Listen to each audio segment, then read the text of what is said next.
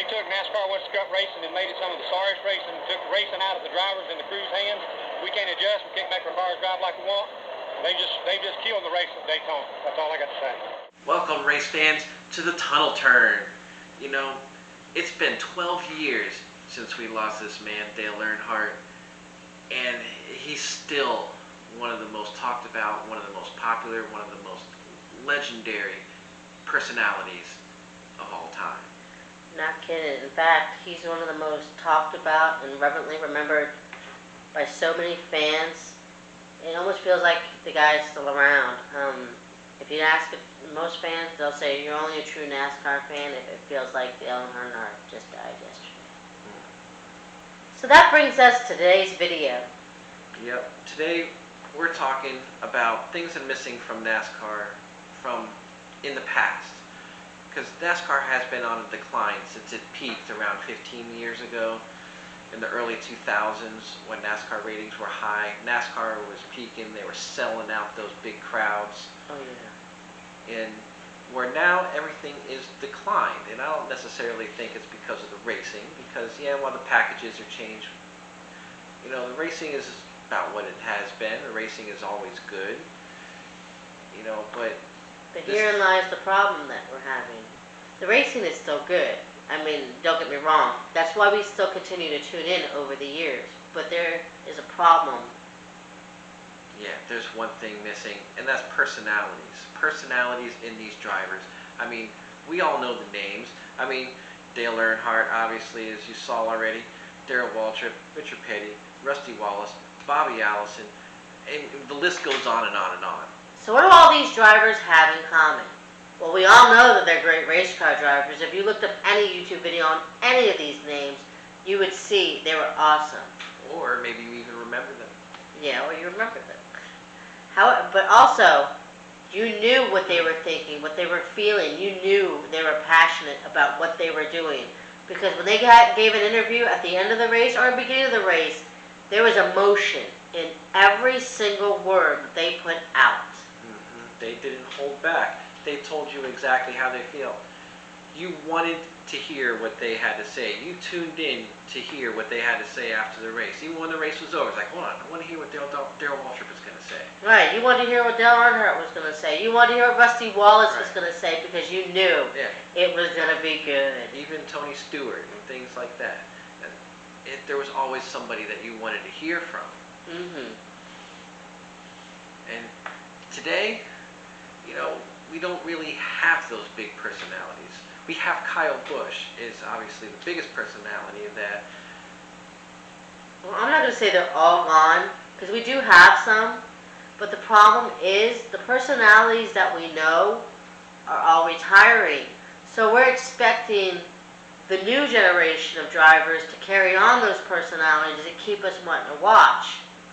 Right, and the thing is, they're not really doing it. No, no sir. I don't want to start right off by saying they're boring, but no, they're not boring. The problem is I don't know if they care about what they're doing, and I'm sure they do. Don't comment below and you can hate me, but I'm sorry, but some of these drivers, I don't know if they care about what they're doing. Honestly, I think it's more because the sponsorship, the sponsors, they push more into that you got to look good, that you got to look good. Don't let your emotions control you. Yeah, but keep calm in the interview. Yeah, but let me give you a perfect example of what I'm talking about. I'm sorry, Daytona 500, I don't care if you're my mama. I'm going to knock your butt out the way to win the race. And if you knock me out of the way, you're going to hear about it after the end of the race. Yeah, I'm going to be pissed. I'm going to be mad, and you're going to know it. Now, I'm not saying go beat somebody up. Or go put his car in the fence like Carl Edwards and Brad Keselowski a few years back, you know. I'll give you the perfect example. William Byron, Daytona 500. Ricky Reckhouse strikes again. Yeah, he just dumped him. Dumped him. Now, whether it was intentional or not is neither here nor there. I don't care about all that. He dumped him. Now, we get back to William Byron's post-accident interview. Oh, it's so unfortunate. Why was he racing like that at the beginning of the race? Dude! Yeah, his tone was so calm for a guy that just got wrecked out of the Daytona 500. Just straight up dumped. And he was so calm. He was like, oh, well, I don't know what happened. But we'll try again next week. Am I crazy? I'm sorry. If you just dumped me out of the Daytona 500, dude, I'd be like, what the heck, dude? Can you see? Did you forget your friggin' driver's license? Because you just dumped me. You better watch out, because I will pay you back. Yeah, that's why when they say don't let your emotions control you, they should control you to a certain point, because we want to feel you're upset. We want to feel your personality. We want to see who you are. Right. We want to know. Right. We want to know that you care about winning that race. Okay. We want to see a guy that's up, because I like to cheer for somebody. Okay. This is why I'm having a problem. I like to cheer for somebody. That's the type of mentality that I have. I need somebody out there that I'm behind, because that makes the race more fun for me. If I'm watching a race, I don't know nobody, it's not fun for me. Or somebody that's so brash that you just love to hate him. Exactly. We do have that right now with Kyle Busch. So we are fortunate to have that. But who's the hero? On the other end, who's the guy that you're really wanting to love? Yes, we're right now getting Chase Elliott. Chase Elliott, he's a great driver. He's great on the track. That is true, but there's a definite balance you can see that he's working with. Because, for example, when he flipped off Kyle Busch, that was awesome because his emotions came out. He was pissed off and he showed it. And I think that's okay. The next day, he still owned it, and I'll give him that. But then it's like, you see him wrestle with wanting to say the right thing and not say the right thing. And I don't think they should be doing that. Say what you feel. Right, like when he did the bow. When he beat Kyle Busch in that truck race and collected the bounty and did the bow. And then they give the microphone, he's like, well, it wasn't really a shot at Kyle Busch. Bull crap! Yeah, it definitely was a shot at Kyle Busch because that was Kyle Busch's thing. And you just beat him for the first time in I don't know how long. How many races was it that he didn't win a truck race? Help us out with that. And he did his bow. Of course that was a shot at Kyle Busch. I mean, he also said himself the only reason he got in this race was to beat the bounty. Okay, you did it. Own it, dude. Yeah, he just needs to come out of his shell a little bit more on the microphone in front of the camera. Maybe that's still making him a little bit nervous, which I can understand that. He's our only hope for NASCAR. But, I mean, you look at a lot of these other younger guys, and where's the personalities at? But going back, which takes me back to William Byron, which we didn't finish. He was obviously blatantly taken out, but he's got to show he's mad. He's in the 24 car. He's in a big pair of shoes to fill in the 24 car. And I don't want to put all that on him because that's and I know that's hard to take on for somebody, because you go back to Dale Earnhardt Jr. Yeah. You don't want to make Dale Earnhardt Jr. be Dale Earnhardt. You don't want to make William Byron be Jeff Gordon because he'll never be that. You just want him to show that he cares about what he's doing, that everything, it means everything to him to get across that finish line first. Oh yeah, and Jeff Gordon, he was never one to be shy away from being upset when someone did him wrong. I mean, I remember a time when he walked halfway down the straightaway to just sock one to Jeff Burton. Oh, I love when he went after Brad Keselowski, and Harvick pushed him in, and Jeff Gordon just wanted to grab him, and he got him. Or when Kenseth comes and knocks him out at Bristol and then comes up to his car. He's like, no, get the hell away from me, dude. But you want to see that because you know that's going to translate to next week. You wonder what's going to happen.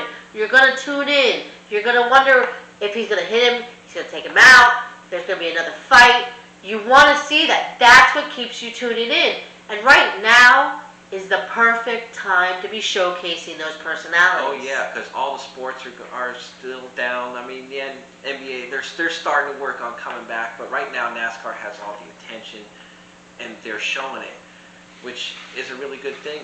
Bristol ratings were as high as the race has been on cable in 3 years, but because things like this, seeing the personalities, see the feuds, see the, more than just the on-track action, but the guys talking. It brings you back because you want to see, okay, what are they going to do this week? What is Joey Logano going to do to Chase Elliott next time? Things like that. It's good because it keeps you watching. I'm going to tune in next week because I want to see what happens. When these guys, they keep on these dull interviews after they get wrecked, it's like, oh, well, he doesn't care. I said it before and I'll say it again. Rivalries will get you watching every week. You want to see those drivers who are mad. You want to see what they say off the track, how it translates to what's going to happen on the track. For example, Tony Stewart, one of my favorite drivers, the driver I love since the day that I started watching NASCAR. I can remember the day to a T. There's one rivalry that sticks out because I think Tony Stewart was pissed off at the whole friggin' racetrack every friggin' week. Oh yeah, Tony Stewart riled up everybody up. He got into it with Matt Kenseth. He got into it with Jeff Gordon. He got into it with Rusty Wallace. But here's what I love about Tony. He was so passionate. Every word you said, you knew this man loved being on the racetrack.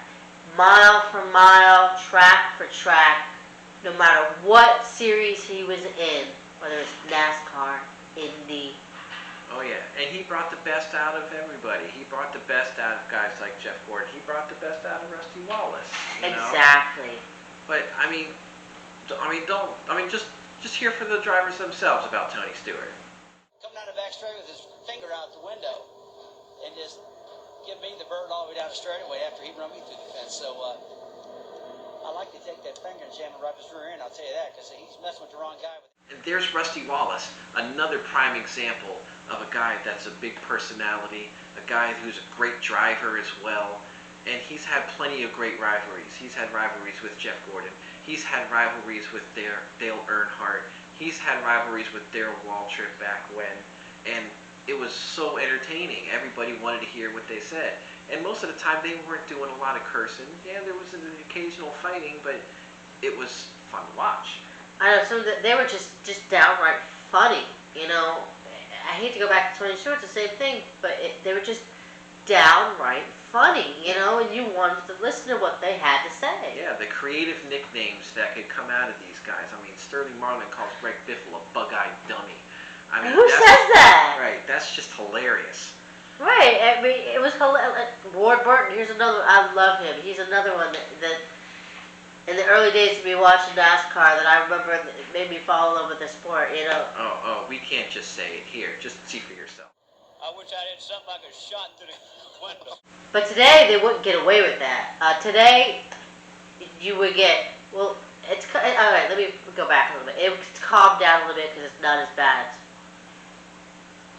Yeah, at a point, you would go back to the NASCAR holler. Oh, yeah. Let's have a talk, gentlemen. Yeah, there was points where if two guys were getting a little too rough, NASCAR would get in their radio and say, hey, you better behave yourselves. Thank God we haven't gone back to that. We're not have at it, boys, but I think right now it's a good medium. NASCAR, they kind of give them a little bit of reins. It's just they do have a line. And yeah, but you see how fast, have at it, boys went. Yeah, that didn't last too long. No, it didn't last at all. But rivalries are what is needed, because if you have rivalries, you have Kenseth versus Logano. I mean, Kenseth, the robot man.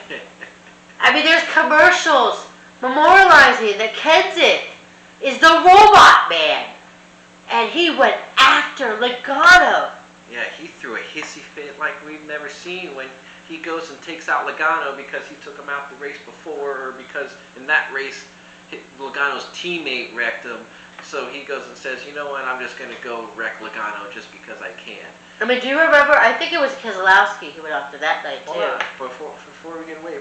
And as much as I didn't like what Kenseth did, the crowd went crazy. Oh, yeah, that crowd was insane. You could hear the scream. I mean, you're watching it at home, but you could hear The screams. Right, that felt old school when the crowd would go nuts over things like that. You don't hear that much. And to see that and to hear the crowd go crazy, I mean... Right, you feel that at home. You feel that here. Absolutely. Definitely. But going back to Kenton, you'll never forget the night that he was running down the haulers. And I think that was Brad Keselowski was looking for it. Don't comment me. I don't remember for sure, but I think it was Keselowski because that was that time of the year when everybody was just pissed off at Keselowski. Yeah, I'm pretty sure it was. It was when Jeff Earnhardt. Do you hear me? Jeff Gordon went after him, but still going back to the robot Kenton, even though that was funny. All this emotion was coming out. He was chasing down his haulers. He was gonna find Brad Keselowski no matter what. And when he did, holy moly, it was insane. And then speaking of Keselowski, when he gets up on introducing himself, my name's Brad Keselowski. Kyle Busch is an ass. It was just glorious. Oh, it was so wonderful. It made for the whole race because you were just waiting to see if he was going to go after Kyle Busch because he's already started it right at the beginning of the race, or if Kyle Busch was going to pay him back for his little comment throughout the race. That's what NASCAR needs. Right. And in the last 5 years especially, it's gone less and less and less and less. And it's been continuing to get less. Even more past 5 years, 10 years. I mean, yeah, there still has been some in the last 5 years, but it's less, and it's less, and it's less. You know, you got these what we call cookie cutter tracks, where they're the same track over and over and over again. Honestly, that doesn't help either.